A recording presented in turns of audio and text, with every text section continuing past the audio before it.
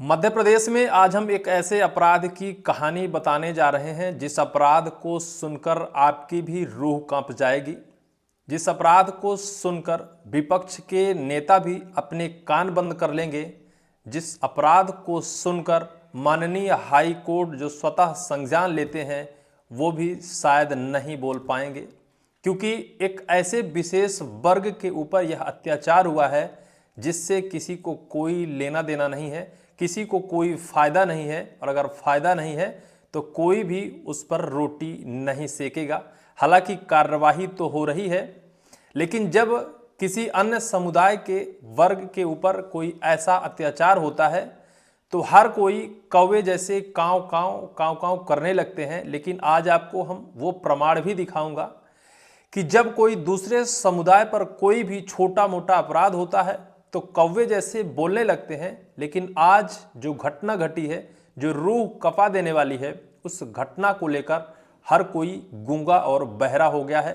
वजह भी हम आपको बताएंगे, और कैसे अपने घर में ही ऐसा कांड होता है और उसी घर के जिनको उन्होंने वोट देकर सिंहासन पर बिठाया वो लोग भी आज गूंगे बहरे हो गए हैं और लिखते भी हैं, कहते भी हैं।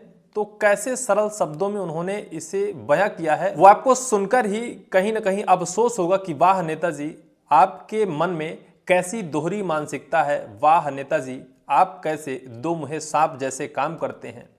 कैसे आप जातिवादी गंदी नाली के कीड़े की बात अगर आए तो आप उस पर अपना सब कुछ निछावर कर देंगे। चाहे 1000 किलोमीटर दूर हो वहां आप पहुंच भी जाएंगे। उसकी कानो कान भनक आपके घर तक उसकी पूरी की पूरी जानकारी पहुंच जाएगी। लेकिन आपके ही घर में जब कुछ होता है तो आप कैसे गूंगे बहरे बौने हो जाते हैं, आपको कुछ नहीं पता होता है। दरअसल बीते कल एक मध्य प्रदेश के सीधी जिले का एक हैवानियत भरा वीडियो वायरल हुआ था, जिसमें एक शख्स जो मध्य प्रदेश के सीधी जिले के सिहावल तहसील के ग्राम नगझर का सुधीर पांडे, जिसके पिताजी पहले ही शायद ईश्वर को प्यारे हो गए। वो पिताजी उनके अब इस दुनिया में नहीं हैं, माताजी हैं जो शायद दोनों आंखों से दिव्यांग हैं, देख नहीं सकती हैं। पूरा घर परिवार चलाने का जिम्मा उसी शख्स जिसका नाम सुधीर पांडे है उसके ऊपर था। बेरोजगारी का आलम तो ये है कि आप देख ही रहे हैं कि यहाँ पढ़ा लिखा शख्स को चपरासी की नौकरी नहीं मिल पा रही है। यही वजह है कि सुधीर पांडे भी अपना घर चलाने के लिए इस महंगाई में सिर्फ रोजी रोटी चलाने के लिए अपने घर सिहावल के नगझर गांव से 1000 किलोमीटर दूर गुजरात के सूरत में मजदूरी करता था। और मजदूरी करने ही गया था। कोई भी अपने घर से जाता है मजदूरी करने जाता है।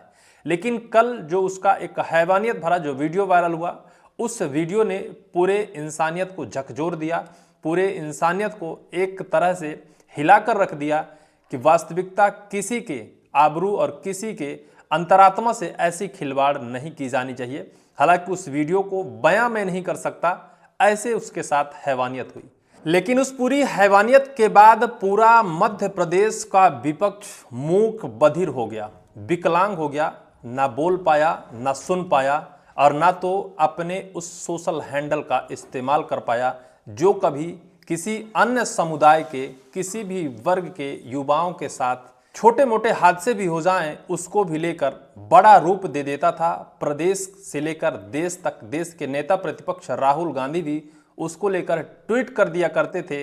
हम हाल ही की कहानी बताएं, मध्य प्रदेश के सीधी जिले में बीते 2 साल पहले एक पेशाब कांड नाम से कांड वायरल हुआ था, जिसमें 2 शराबियों के बीच कुछ कहानी हुई थी। उसके बाद एक वीडियो वायरल हुआ था जिसको लेकर मध्य प्रदेश के सीधी जिले के सभी विपक्ष के नेता कांव कांव कांव करने लगे। धरना प्रदर्शन आंदोलन, ऐसा लगा कि इनका सब कुछ जा रहा है। वास्तविकता उसने जो अपराध किया था उसके ऊपर कार्रवाई की गई, करना भी चाहिए, क्योंकि जो गलत है वो गलत है। उसका न तो मैं समर्थन करता, न मध्य प्रदेश देश का कानून समर्थन करता। लेकिन जिस तर्ज पर उस वीडियो को वायरल किया गया था, उस तर्ज पर आज इस वीडियो को वायरल क्यों नहीं किया गया? क्योंकि यह एक स्वर्ण समुदाय का युवक रहा जिसका नाम सुधीर पांडे है। आपको हम सोशल हैंडल दिखाते हैं। यह सिहावल तहसील और सिहावल विधानसभा क्षेत्र की कहानी है, जहां वर्तमान के विधायक भारतीय जनता पार्टी के विश्वामित्र पाठक हैं। पूर्व में वहां से विधायक कमलेश्वर पटेल रहे, पंचायत एवं ग्रामीण विकास मंत्री रहे।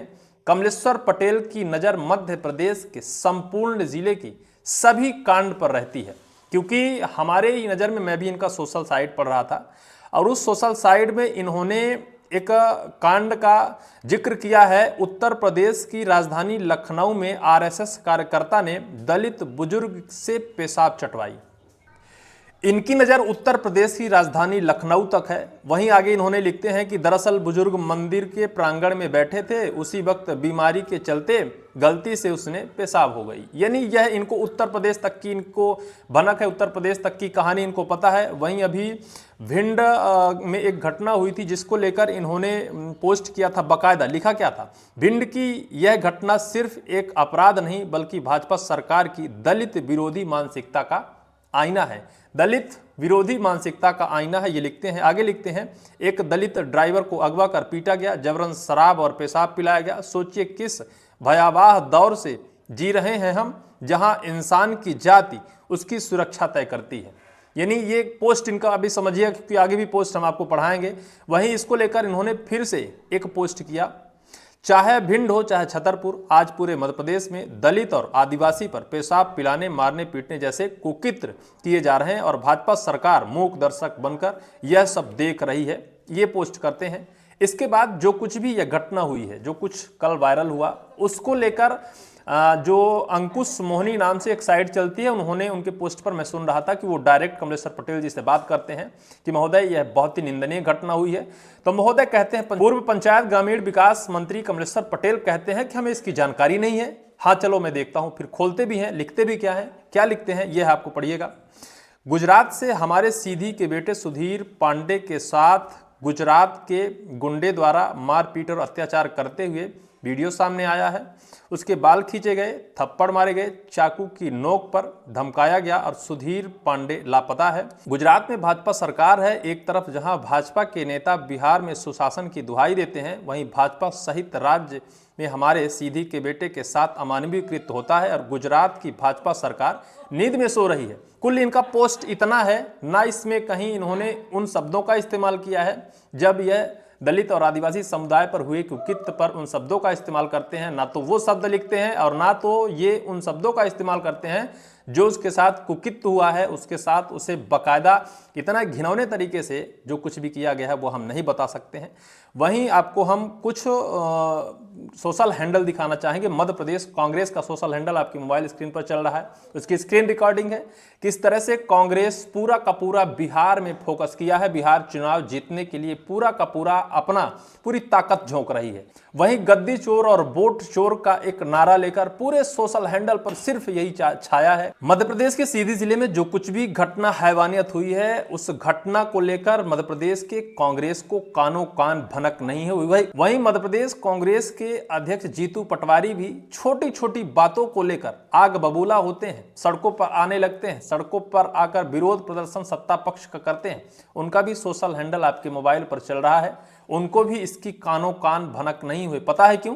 क्योंकि यह एक विशेष समुदाय के लिए है, इस वजह से इनको कानो कान भनक नहीं हुई है। कानो कान भनक भी होगी, इस समुदाय से इनको कोई लेना देना नहीं है, ना तो वो इस समुदाय से वोट लेते हैं और ना उन्हें इस समुदाय में राजनीतिक रोटियां सेकने में कोई इंटरेस्ट है, ना उनसे कोई मतलब है और ना तो उनकी राजनीतिक रोटियां इस समुदाय के तवे पर पकेगी। उनको पता है, इस वजह से वो इस समुदाय के लिए कोई ट्वीट नहीं, कोई पोस्ट नहीं, कोई मतलब नहीं, इनको कानो कान भनक नहीं हुए। हम मध्य प्रदेश के सीधी जिले की अगर बात करें तो नेता प्रतिपक्ष रहे अजय सिंह राहुल भैया भी पेशाब कांड को लेकर बेहद संगीन और बेहद गंभीर हुए थे। उन्होंने भी बाकायदा आंदोलन किया था, कई बड़े बड़े ऐलान, कई बड़ी बड़ी चेतावनियां दी थी, लेकिन आज उनको भी इसकी कानो कान भनक नहीं हुई है, क्योंकि उनका भी सोशल हैंडल आपके मोबाइल पर चल रहा है। उनके किसी सोशल हैंडल पर इस शब्द का इस्तेमाल तक नहीं हुआ है, जिक्र तक नहीं हुआ है, क्योंकि पता ही नहीं है उनको कि सीधी जिले में क्या हुआ है। सीधी जिला गृह जिला है उनका, और गृह जिले में इतनी हैवानियत भरी घटना हुई है जो आपको बताने में भी हमें शर्म लगती है। लेकिन वाह नेताजी वाह, आपने तो हद ही कर दी। आप तो अपनी राजनीति की उस पराकाष्ठा को पार कर दिया। आपने बता दिया कि आप जातिवादी नाम की जो गंदी नाली है उस पर तो रोटी सेक सकते हैं, लेकिन इंसानियत पर आप नहीं बोल सकते, मानवता पर आप नहीं बोल सकते। अभी सीधी जिले में ही एक स्वर्ण समुदाय के युवक रिमारी में ही मर्डर कर दिया गया था उसको लेकर भी कोई धरना प्रदर्शन नहीं, कोई आंदोलन नहीं, कहीं कोई नेताओं को इसकी भनक ही नहीं है विपक्ष वालों को। सत्ता पक्ष तो ठीक है, वो तो अपनी छवि बचाने में लगा है, लेकिन विपक्ष को तो बोलना चाहिए, जो हर मुद्दे पर बोलता है, छोटे छोटे मुद्दों पर बोलता है, अपने सोशल हैंडल का बाकायदा इस्तेमाल करता है।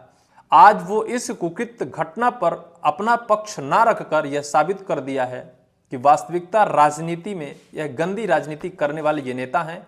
वास्तविकता जो विपक्ष की भूमिका निभाता है वो भी मध्य प्रदेश में सिर्फ और सिर्फ गंदी राजनीति करता है।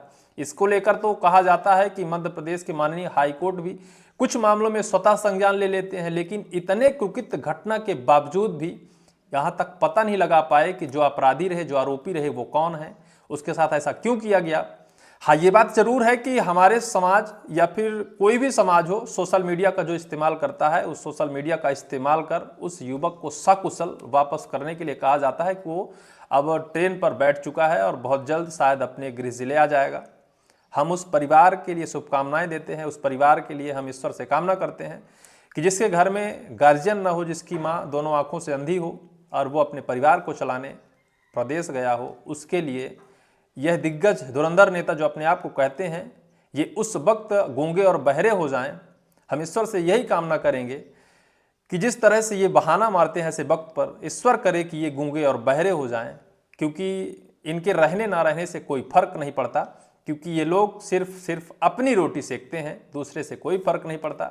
सिर्फ इन लोगों को पता है कि हमारी रोटी कब पकेगी, कहाँ पकेगी, कैसे पकेगी। बाकी न तो इंसानियत से मतलब है, ना समाज से मतलब है, ना समाज के उन लोगों से मतलब है जिनके ऊपर हैवानियत होती है। बहरहाल इस पूरी वीडियो को लेकर आपकी क्या राय है, कमेंट सेक्शन पर कमेंट जरूर करिएगा।